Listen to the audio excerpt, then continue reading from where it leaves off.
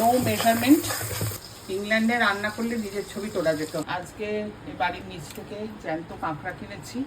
রিমার রান্নাটা হলে আরও ভালো হতো।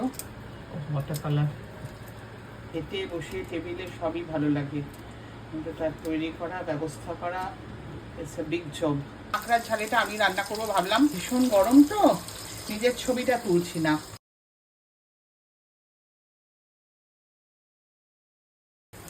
আলুগুলো ভেজে তুলে নিয়েছি। এখানে সর্ষের তেলে আমি সাদা জিরে, তেজপাতা, কাঁচা লঙ্কা, গোটা গরম মশলা এইগুলো দিয়েছি। প্রত্যেকটা ভাগ ভাগ করে আদা পেঁয়াজ রসুনের ওপর এপাশে ধনের গুঁড়ো, জিরের গুঁড়ো, হলুদ, লঙ্কা, টমেটো, চিনি। কিন্তু তলাটা আমি নাড়িনি, ইচ্ছে করে একটু কষাচ্ছি। মশলাটা অনেকক্ষণ ধরে কষিয়ে এবার আমি কাঁকড়াটা দিয়েছি, আর এই কাঁকড়ার ঘিলুটাও অ্যাড করবো। এটা দিয়ে রান্না হবে। কষে নিয়ে একটু একটা গোটা লেবুর রস টিপে আর গরম মশলা দিয়ে নুন মিষ্টি চেক করে বন্ধ করলাম।